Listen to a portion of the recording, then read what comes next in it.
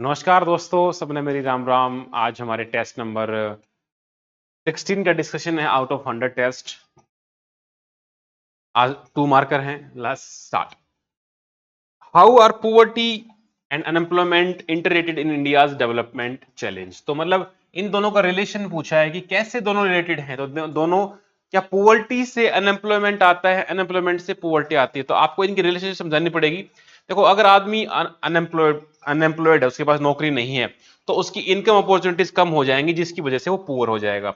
लेकिन अगर कोई इंसान पुअर है तो उसकी जो एक्सेस टू क्वालिटी एजुकेशन है वो कम हो जाएगी, और एजुकेशन नहीं रहेगी, स्किल नहीं बन पाएंगी, और स्किल नहीं बन पाई तो उसको फिर अनएम्प्लॉयमेंट फेस करना पड़ेगा। तो काइंड ऑफ दोनों म्यूचुअली री है एक दूसरे के। एग्जाम्पल आप देखोगे, बिहार झारखंड में काफी यूथ माइग्रेट करता है हरियाणा पंजाब की तरफ, because of lack of job security there. जो अर्बन एरियाज है वहां पर स्लम डेवलप हो रहे हैं बिकॉज ऑफ अनएम्प्लॉयमेंट। तो गवर्नमेंट क्या कर रही है इसके लिए? गवर्नमेंट मनरेगा चला रही है, स्किल इंडिया चला रही है, प्रधानमंत्री कौशल विकास योजना है। इसके अलावा और आप लेबर इंटेंसिव सेक्टर्स में इन्वेस्ट कर सकते हो, रूरल एंटरप्राइज खड़े कर सकते हो, ताकि लोगों को स्किल मिले, और स्किल मिलेगा तो अनएम्प्लॉयमेंट घटेगा तो पुअर्टी से बाहर आएंगे। इस प्रकार से why does gender inequality continue despite legal empowerment India, कि अभी भी जेंडर इक्वालिटी क्यों नहीं अचीव हो पा रही है, जबकि प्रोविजंस तो हमने कर रखे हैं लीगल एम्पावरमेंट वगैरह। दिक्कत यह है, एक तो पैट्रियार्कल नॉर्म्स हैं, जेंडर स्टीरियोटाइप्स हैं, lack of safety, unpaid care burden, social norms, there are many things. Legal में अगर आप देखोगे तो पार्लियामेंट में there are only 15% there are women MPs, ठीक है। तो लेबर फॉर पार्टिसिपेशन भी कम है। तो इससे क्या हो सकता है? एक जेंडर बजटिंग सरकार करती है, वर्क प्लेस सेफ्टी के लिए विशाखा गाइडलाइंस हैं, अवेयरनेस कैंपेन चला रखे हैं।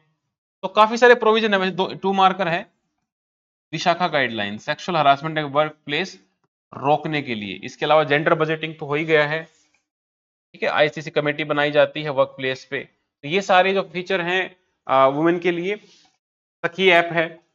How does the reservation policy attempt to address the caste based exclusion. तो रिजर्वेशन किस प्रकार कास्ट बेस्ड एक्सक्लूजन रोकता है? बिकॉज रिजर्वेशन दिया जाता है जो हमारी क्या बोलते हैं, हिस्टोरिकली ओप्रेस्ड कम्युनिटीज है, या हिस्टोरिकल इनजस्टिस जिनके साथ हुआ है, उनका representation in terms of government job, या आप कह लो कि पॉलिटिक्स में, तो उनको वहां पर ये रिजर्वेशन दिया जाता है। जैसे सिविल सर्विस है, हायर एजुकेशन है, एससी एसटी का जो जो रिप्रेजेंटेशन है वो बढ़ाने के लिए।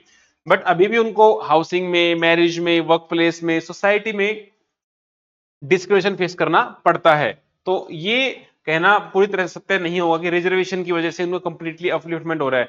फाइनेंशियल टर्म्स में, लीगल टर्म्स में they are uplifted, but social terms में still they are facing discrimination. Question number 4, why does child labour persist despite child rights laws in India. कि चाइल्ड को लेके हमारे पास काफी सारे राइट्स हैं, फिर भी चाइल्ड राइट्स मतलब चाइल्ड लेबर क्यों परसिस्ट कर रहा है? Because of the poverty and weak infrastructure. गरीबी की वजह से बच्चों को काम करना पड़ता है अपने माँ बाप की हेल्प कराने के लिए, या जिनके माँ बाप नहीं है उनको अपना उनकी रोजी रोटी चलाने के लिए। तो इनफॉर्मल सेक्टर में बहुत जगह बच्चे आज भी काम कर रहे हैं। स्पेशली जो पटाखे बनाने वाली फैक्ट्री होती है, ये बीड़ी बनाने वाली फैक्ट्री होती हैं, या फिर आप देखोगे ढाबा वगैरह होता है, वहां पर ये बच्चों से काम कराया जाता है, या चमड़ा बनाने की जो फैक्ट्री होती है वहां पर। तो जो लॉज हैं उनका वीक एनफोर्समेंट, और डोमेस्टिक लेबर भी कराया जाता है, डोमेस्टिक वर्क, ठीक, घरों में एज ए लेबर, या बॉन्डेड लेबर के जैसे काम कराया जा सकता है। एग्जाम्पल आप देखोगे तो जो कारपेट मेकिंग है या क्रैकर इंडस्ट्रीज है, वहां पर इनको काफी ज्यादा काम कराया जाता है। इवन यूरोप ने एक बार मना भी कर दिया था कि हम भारत से कारपेट इंपोर्ट नहीं करेंगे, बिकॉज उसमें चाइल्ड लेबर इन्वॉल्व है। इसके लिए अगर आप देखोगे लीगल राइट्स में, तो 21A RT act, child labour provision act, ये सारी चीजें हैं। आर्टिकल 23 भी है चाइल्ड लेबर को रोकने के लिए। तो सॉल्यूशन क्या है? इसमें यूनिवर्सल स्कूलिंग करो, कम्युनिटी मॉनिटरिंग करो, रिहेबिलिटेशन करो बच्चों के लिए जो रेस्क्यू किए जाते हैं। Question number 5, how is the dowry system perpetuating domestic violence in Indian society. Dowry system किस प्रकार परपिचुएट कर रहा है, और इससे अब्यूज किस प्रकार हो रहा है? देखो, डाउरी डाउरी का मतलब क्या होता है? दहेज। कोई भी दहेज देता है तो उसके ऊपर एक फाइनेंशियल बर्डन आता है। हर कोई इतना कैपेबल नहीं है कि वो दहेज दे पाए, बट फिर भी सोशल नॉर्म्स हैं, तो आपको फाइनेंशियल जो बर्डन आता है उसकी वजह एक प्रेशर क्रिएट होता है, और it leads to physical and emotional violence. Data ये बताता है कि over 60,000 dowry that reported particularly in northern states में दहेज ना देने की वजह से बहू को जला दिया जाता है। लीगल प्रोविजन आप देखोगे इसके बारे में, डाउरी प्रोहिबिशन एक्ट है, डोमेस्टिक वायलेंस एक्ट है, और ये अभी भी एक मतलब सोशल स्टिग्मा होता है, कोई रिपोर्टिंग नहीं करता है, बिकॉज सोशल सैंक्शन भी माना जाता है कि भाई पति का हक है, पत्नी पर पति परमेश्वर है। इस प्रकार के जो सोशल नॉर्म्स हैं वो उसको अंडरमाइन करते हैं उसकी रिपोर्टिंग को। वे फॉरवर्ड क्या है भाई, लीगल अवेयरनेस फैलानी चाहिए, इकोनॉमिक इंडिपेंडेंस अगर आएगी तो सोशल, अगर वुमेन फाइनेंशियली इंडिपेंडेंट होगी तो सोशल अपलिफ्टमेंट उसका होना ही होना है। इसके लिए स्पेशली फास्ट ट्रैक कोर्ट बनाए जा सकते हैं जो जस्टिस डिलीवरी दिया जाएगा, although the law should be gender neutral. Question number 6, despite laws why does manual scavenging still exist in India. Manual scavenging क्या होता है कि जब आप खुद से अपने हाथों से मलमूत्र वगैरह साफ करते हो, या जो सीवर में जो मैन होल में उतरते हैं वो सब, तो लॉज भी हैं फिर भी क्यों कंटिन्यू कर रहा है, because deep rooted caste hierarchy, because few caste were designated for this menial jobs, और उनका पूरा रिहेबिलिटेशन है, या उनके पास दे आर इनटू डेब्ट ट्रैप्ड या पोवर्टी के सर्कल में है, इसलिए उनको काम करना पड़ता है। बहुत सारी म्यूनिसिपैलिटीज है वो अभी भी उनके ऊपर डिपेंडेंट होती हैं क्लीनिंग करने के लिए, ये जो मैनुअल क्लीनिंग उसके लिए उनके पास मशीन नहीं है। इसके लिए एक मशीन का आप नाम याद रख सकते हो, बंदीकूट। ठीक है, ये मशीन है जो ऑटोमेटिक सीवर क्लीन करता है, और रोबोट है, केरला की तरफ पहली बार यूज किया गया था। इस प्रकार से अगर आप कानून देखोगे, कानून में तो prohibition of employment as manual scanner 2013 में बैन कर दिया गया था, बट अभी भी इसका एनफोर्समेंट वीक है। ठीक है, तो इसमें there are several civil death in the urban areas, ये पॉइंट ध्यान रखना। कोई भी कानून है, कोई भी ऐसी चीज जिसके ऊपर कानून बना रखा है, तो उसका एक कारण यही मिलेगा, वीक एनफोर्समेंट, वीक इंफ्रास्ट्रक्चर, ये एक बहुत बड़ा कारण मिलेगा। आप इसमें मशीन बेस्ड लिंक कर सकते हो, मैंने आपको बताया बंदीकुट मशीन जो है, और उनको लाइवलीहुड ट्रेनिंग दे सकते हो और पिनलाइज कर सकते हो जिसको नहीं माने। The law should B strictly implemented. Question number 7, what causes education inequality despite constitutional guarantee in India. कि एजुकेशन इनइक्वालिटी क्यों है जबकि कानून में सब बराबर हैं। ये इसलिए है बिकॉज एक तो अर्बन रूरल डिवाइड है, अर्बन पॉपुलेशन के पास ज्यादा अपॉर्चुनिटीज होती हैं स्कूलिंग, और जो पुअर पब्लिक स्कूलिंग है ये भी एक बहुत बड़ा कारण है। लैक ऑफ टीचर्स या टीचर स्टूडेंट रेशो है that is poor. Gender disparities भी है, और कोविड 19 के बाद जो डिजिटल डिवाइड आया, बिकॉज जो अमीर थे उनके पास तो मोबाइल था, इंटरनेट था, तो उनकी पढ़ाई जारी रही, लेकिन जो गरीब थे बेचारे वो स्कूल में नहीं जा पाए, तो उनके पास एक्सेस नहीं था। एक फेमस रिपोर्ट आती है ASER, ये दिखाता है किस प्रकार जो मैथ और रीडिंग जो स्किल होती है वो काफी पुअर है बच्चों की। आप देखोगे संविधान में इसके लिए आर्टिकल 21A है, राइट टू एजुकेशन हमारा फंडामेंटल राइट है, बट अभी भी उसकी क्वालिटी इंश्योर नहीं करी गई है, क्वालिटी में अभी भी लेकुनाज है। सॉल्यूशन क्या है, आप इंफ्रास्ट्रक्चर में इन्वेस्ट करो, टीचर ट्रेनिंग दो, है ना, गर्ल एजुकेशन को प्रमोट करो, डिजिटल एक्सेस को एक्सपेंड करो। फॉर एग्जाम्पल PM ई विद्या है, ये हो सकता है। ठीक है, तो काफी सारे प्रोविजन है। 2 मार्कर है इसलिए मैं इनको थोड़ा बहुत जल्दी जल्दी मैं ले रहा हूं, आपको 2-3 ही पॉइंट लिखने हैं, मैं आपको 4-5 पॉइंट एक्स्ट्रा दे रहा हूं। Question number 8, how does corruption Erode public trust and governance efficiency. Corruption से एफिशिएंसी कम कैसे हो जाती है, बिकॉज आप करप्ट, जब आप करप्शन में इन्वॉल्व होते हो तो आपकी वेलफेयर डिलीवरी पुअर हो जाती है, कॉस्ट इंक्रीज हो जाते हैं, और पब्लिक इंस्टीट्यूशन को वीक करते हैं, और जो सिटीजन का जो कॉन्फिडेंस है सरकार में वो कम होने लगता है। जैसे आप देखोगे PDS लीकेजेस हैं, फेक बेनिफिशरीज हैं, खासकर जो मेजर मेजर स्कीम है, हमारी फूड वाली हो गई, मनरेगा हो गई, तो यहां पर लोगों का ट्रस्ट कम होने लगता है। इसके लिए भाई आपके पास क्या है, RTI एक्ट है, लोकपाल है, ई गवर्नेंस प्लेटफॉर्म्स है, ये सारे प्रोविजन आपके पास हैं। वे फॉरवर्ड ये हो गया कि आप एथिकल लीडरशिप लेके आओ, सिटीजन ओवरसाइट इंश्योर हो, मॉनिटरिंग हो रियल टाइम में। इसमें टेक्नोलॉजी बहुत इंपॉर्टेंट रोल प्ले करती है, ऑटोमेशन हो सकता है, ट्रांसपेरेंसी हो सकती है, तो इसमें ये सारी चीजें हो सकती हैं। Question number 9, what makes drug abuse a critical youth issue in India. जो ड्रग है वो किस प्रकार यूथ इश्यू हो रखा है।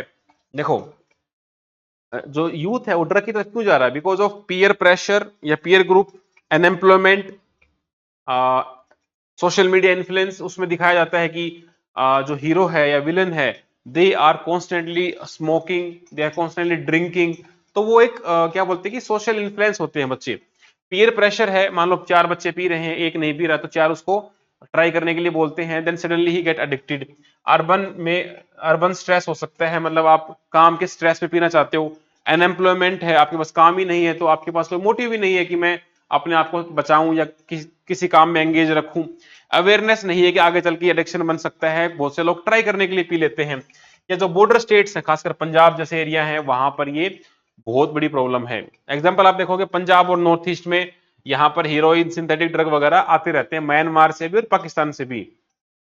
और ड्रग से क्या होता है, डोमेस्टिक वायलेंस बढ़ता है, ड्रग से हमारा हेल्थ खराब होती है, ड्रग से हमारा क्राइम बढ़ता है, मेंटल हेल्थ कमजोर हो जाती है, स्कूल के ड्रॉप आउट होने लगते हैं। तो there an number of problems, आप कोई भी 3-4 लिखो।